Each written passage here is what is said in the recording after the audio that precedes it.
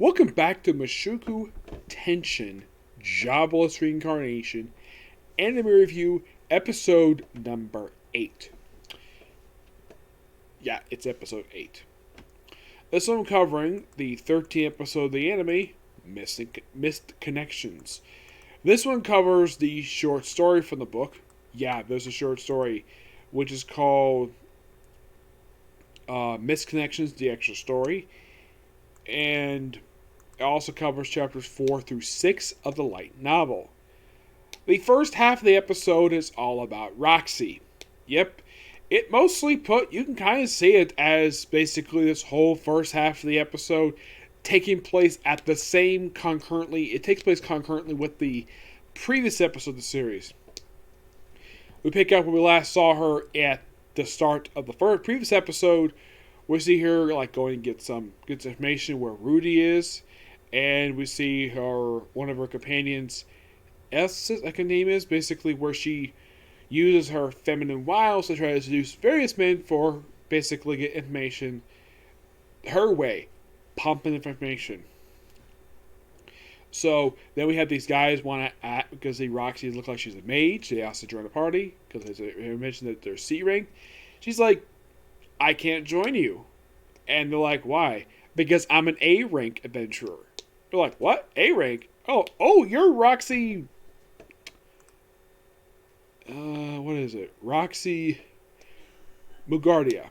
Yes, Mugardia. Yeah, they mention who she is. And this is something that, apparently, then we have her basically talk to people. And then we see her, doing stuff that she did. We saw her in the previous episode doing. We see her getting information about the organization. They mentioned about the organization Dead End, which is a group that Rudy, Eris, and Roger, basically, it's the trio group. And we see kind of basically similar footage we saw from last week's episode, where she just goes to the beach and has come across Eris and Roger training. Well, at least they're sparring. And, of course, now, in the last episode, you saw her very briefly in the scene, and then later on, you see her running behind Rudius. Now, in the anime, in this episode, it does explain why she was doing that, because she was running away from the previous scene. Yep, and where did she run to? Her inn.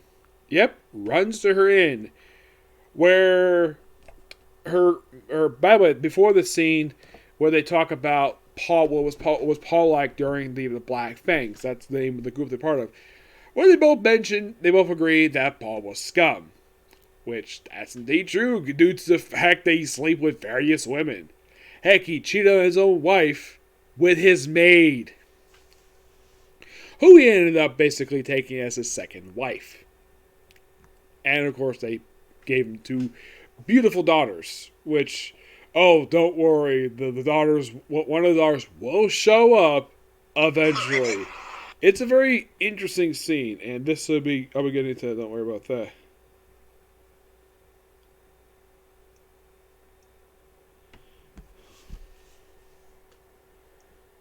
I like this later.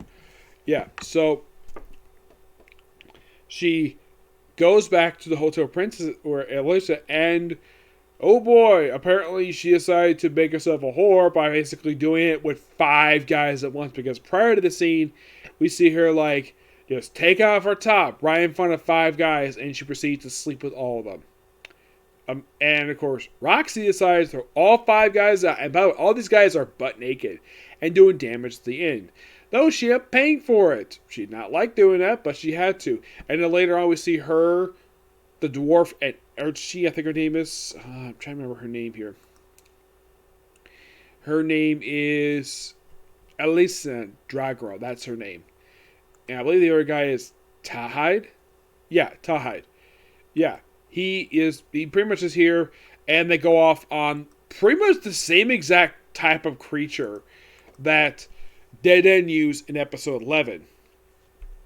And that's the last scene for the rest of the episode. And by the way, what I just described here in the first few minutes of this review, that's literally what happened in the first 9 minutes of the episode. That's roughly half the episode right there. The next half is simply what happens next with Rudius, where we see that what happened after the events of last week, where he agrees to work with a smuggler to get Rajan out of the off the continent because apparently it's expensive to transport Sipards. Yep. So he puts a bag over his head, has him basically bound. And here's the thing about these smugglers: they're not very trustworthy. Why? Because we see Eris and Rudy.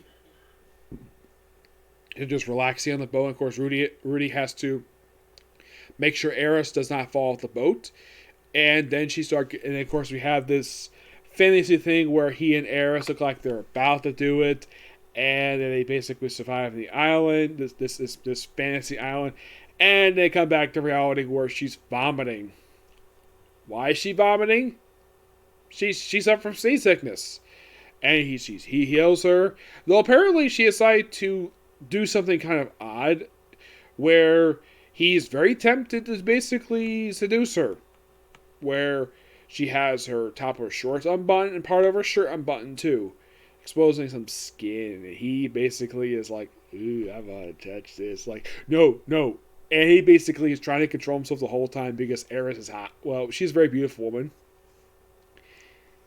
And I'm not going to get to exactly what happened, what they did in book 6. Yes, I have read book 6. I'll get to where I am basically in the books right now. So then we have Eris, where she's dropped off. It looks like sort of like a place where they stay at. And that's last see of Eris the rest of the episode, because right after that, Rudius goes to pick up Rajan, and they take him to him. Of course, they pass by, we see like a dog, a giant dog, and then we see some kids where like they're being like beaten, and these are beast kids, beast folk. And of course Rajan basically private conversation with him, tells him about the kids, the fact one of them died because he cried too much. Yeah, they practically killed a kid because they cried too much. So Raja tells Rudius that I will kill them. You save your hands for protecting Eris, and he reluctantly agrees. So off screen, Raja massacres all these smugglers. We hear the screams of these smugglers.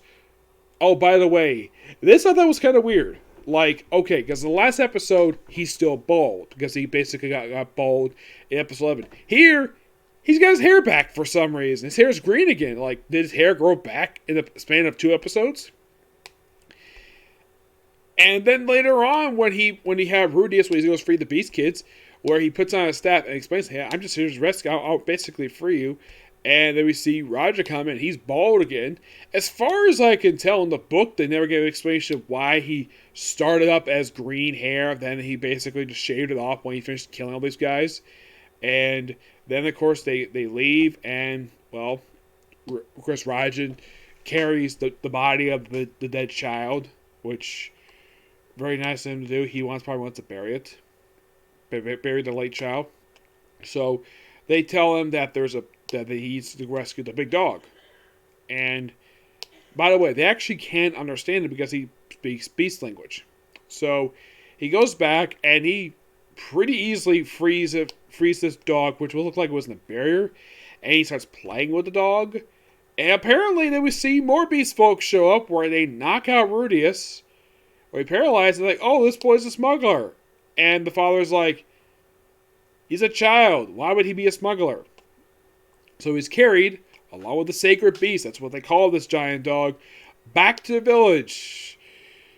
Thus setting up next week's episode, which is called No Such Thing as a Free Lunch. Interesting title. This episode definitely was good. I kind of felt as though that they really covered like a little too quickly, covering 3 chapters in a span of 10 minutes. Well, they did cut some stuff here, so not unexpected comes to that. Okay, before I end this review, I have to talk about where I'm at in the light novels. I did this with How Realist Hero Built the Kingdom. I am currently halfway through the English released books. I recently finished book 6, and about to start on book 7. Well, I've been reading these books in order by reading other books along the side. I just finished up reading the 3rd Bleach book, which I may or may not be. I might be reviewing in the future. I don't know. I'll have to decide that myself. But the next book I'm definitely going to read is the 7th book for this series. I will be reading it. I'm not going to be reviewing it. I don't have a plan to review the light novels for the series because I just don't. And I should point out that by book 6, a few of the oh, by the way, before I end this, there is a brief mention by Roxy in this episode where she's rescued, go down to a labyrinth, and of course about love. That is teasing later books. It teases the events of the third arc of the series. Actually, it's more like the... Let's see. If I remember correctly, let's see. This teases...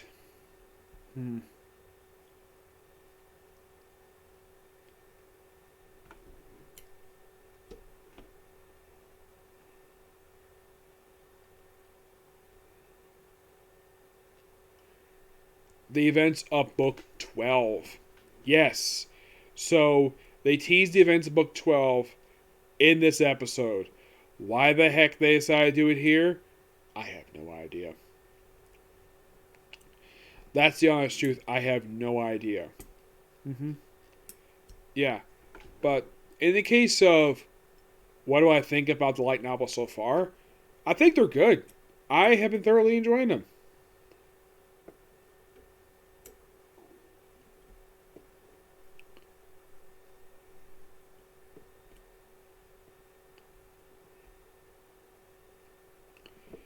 Yep. And the way the season is going, we're probably going to get to that the final, like the way I've heard a rumbling that this particular curve will go to book 6. And one thing I hope, though, even though we're only 2 episodes into the second curve, I'm hoping we get season 2 out of this because there's still plenty of light novels to adapt. Because you know how many novels are released in Japan right now? There are 24, and half of them released here right now. 13 is going to release next month. Yep. But not much else to say this episode. It's very good. I'm definitely looking forward to next week's episode. I think that probably the only thing I didn't like about the episode, and I can't exactly fault this for the episode itself, is the lack of screen time for Eris in this episode. She doesn't get that much screen time. I mean, the first time we see her is the sparring thing from last episode. After that, you don't see her again for over 10 minutes. Then she's seen on the boat a couple times, like, fall on the boat, she's take thickness, go in the inn, and that's it for her. Well, this is probably due to the fact they're adapting from material that she's not featured in that very much. So, even though that's probably a dislike for the episode, but I can't fault Egg Farm for that. That's the name of the company that makes it. Yes, that is the company who makes, I believe it's Egg Farm, right?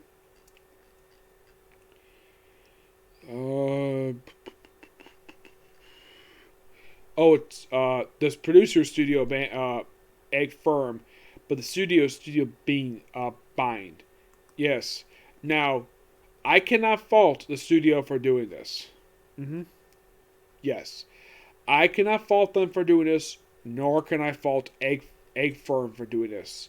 Because they're just following what the light novel produced. So, not going to blame them for that. No.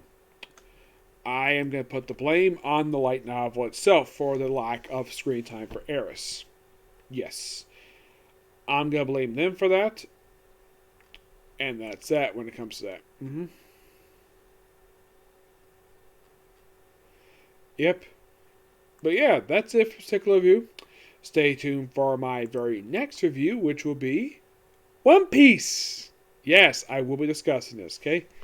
Next video. Bye.